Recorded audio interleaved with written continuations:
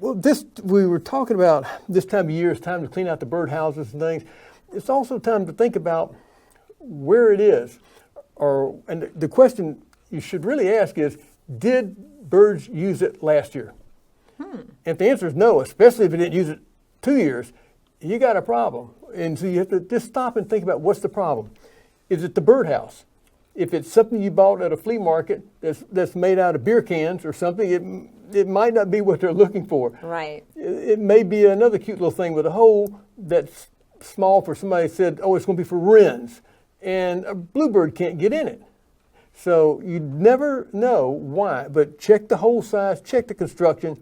If it's a weird little thing, it might not get used. Just use it for the decoration. The other thing is location.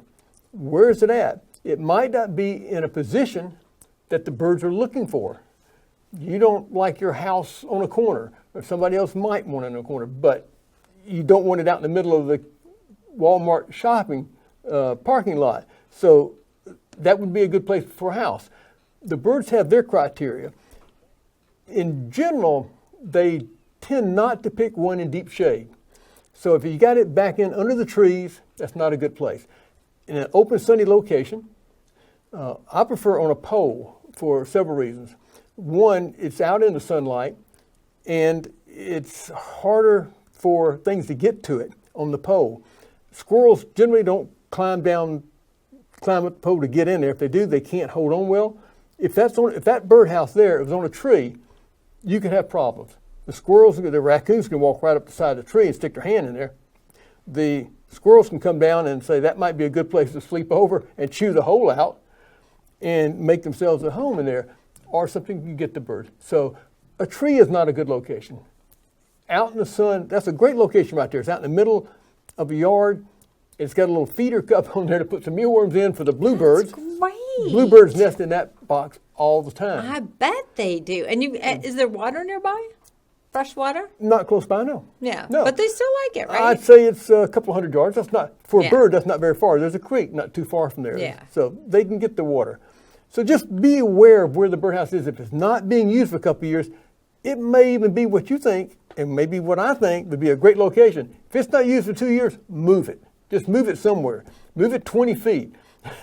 Put it over the edge of the house. They're trying to tell you something. In real estate, it's location, location. And for birds, it's the same. It's that way with the birdhouses. And we noticed, too, we have 2 birdhouses for bluebirds that are in our backyard.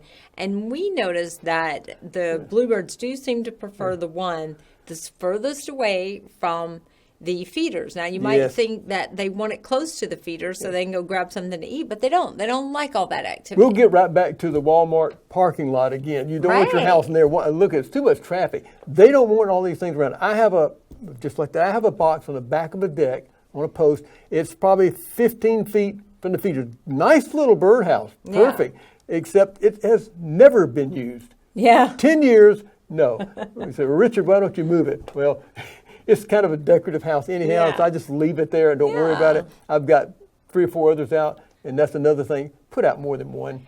And if you think that the bluebird, if you ever want to test how much the bluebirds do not like the traffic, if any animal like a squirrel gets on that fence anywhere close to their nest, they will come down there and bombard it until it goes away. They do not want anything around that nest. Right, and bird traffic is one thing, human traffic is another. If it's real close to where you're coming and going all the time, that's not a good place either. So just think about those things when you reposition it and hope you'll get something this year. There's a good chance. And if you only have one, get another one. Yeah. 2 or 3 in a yard is not too many, and you'd be surprised. You may get 2 of them being used. You may get all 3 of them, but if you only have one, it may not. Yeah. So try different places, move around every now and then. If you get a location that works, leave it and see how long it works. Right. Yeah. And it's funny, every year we get to watch how, they will come and look at one box and they'll come and look at another one, and the 2 get together and they really scope it out, and then they always invariably go to the one furthest from the feeders. Yes. But funny story for you, Richard. So we all have our birding stories, right? We tried so hard to attract bluebirds, right? And so one of the things that we did too was my husband put out some just pieces of, like a tree limb, just so they can, because they like that. They like to sit on top of a tree limb and just look out for the insects and everything. But my neighbors were like, would you please tell your husband that he's not going to grow a tree from putting that out there? We're like, no, it's not for that. It's for the bluebirds. But do you do that sort of thing too? Because they love to scout. They do. I like to have something, I say put it out in the open, but I don't mind if there's a tree close by, especially if it's got some nice limbs on it, a place they can get to safety. They can run from a halt and get into cover, but not right under the thing, not right in the bush. Right. Just give them a little space out. And stay away from the human traffic and stay away from the animal traffic. For the birds, they'll be more likely to take that box.